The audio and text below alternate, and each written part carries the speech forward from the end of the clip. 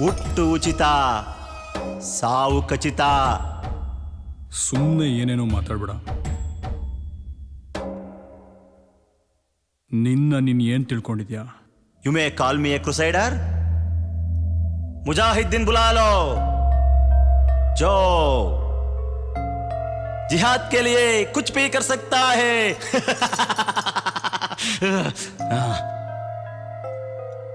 ಧರ್ಮ ಸಂಸ್ಥಾಪನಕ್ಕಾಗಿ ದುಷ್ಟರನ್ನ ಸಂಹಾರ ಮಾಡಬೇಕಾಗುತ್ತೆ. ಅದನ್ನೇ ಸಾರ್ ನಾನು ಮಾಡಿದ್ದು. ನೀನ್ ಸಾಯಿಸಿರೋರಲ್ಲ ದುಷ್ಟರು ಅಂತ ನೀನೇ ಹೇಗೆ ಡಿಸೈಡ್ ಮಾಡ್ತೀಯಾ?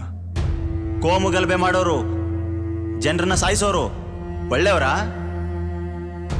ಹೆಂಡತಿ ಮನೆಗೆ ಬಂದ್ಲು ಅಂತ ಎತ್ತಪ್ಪ ಅಮ್ಮನ್ನ ಬೀದಿ ಬಿಡೋರು ಯೋಗ್ಯರಾ? ಕಾಮಕ್ಕೆ ಕಣ್ಣಿಲ್ಲ ಅಂತ ಹೆಣ್ಮಕ್ಳ ಮೇಲೆ ಅತ್ಯಾಚಾರ ಮಾಡೋರು ಸದಾಚಾರಿಗಳ?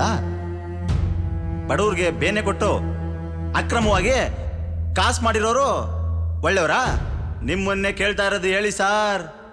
ನಿಮ್ಗೆ ಗೊತ್ತು ಇಂಥ ಸತ್ಪ್ರಜೆಗಳು ಬದುಕ್ಬೇಕಾ? ನೀವು ಸಾಯ್ಬೇಕಿತ್ತು, ಬದುಕ್ಬಿಟ್ರಿ. ನಾನು ಬೇಜಾನ್ ಹಲ್ಕ ಕೆಲಸ ಮಾಡಿದ್ದೀನಿ. ನೀನೇ ಬಂದು ನನ್ನ ಸಾಯಿಸ್ಬೋದಿತ್ತಲ್ಲ. ಆ ಜುಟ್ಟು ನನ್ನ ಮಕ್ಕಳನ್ನ ಯಾಕೋ ಕಳಿಸ್ದೆ? ನಾನು ಒಬ್ಬನೇ ಎಲ್ಲ ಒಳ್ಳೆ ಕೆಲಸ ಮಾಡಿ ಪುಣ್ಯ ಕಟ್ಕೊಳ್ಳೋದು ಸ್ವಾರ್ಥ.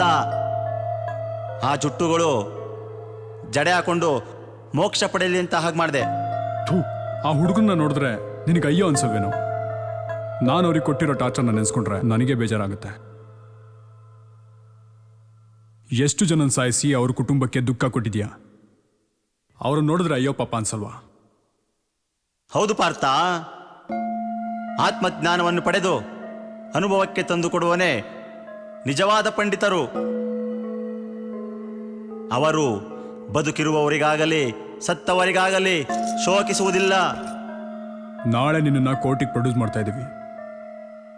ಏನಾದರೂ ಹೇಳೋದಿದ್ರೆ ಇವಾಗಲೇ ಹೇಳು. ನಾನು ಧೂಮಪಾನ ಮಾಡಬೇಕು.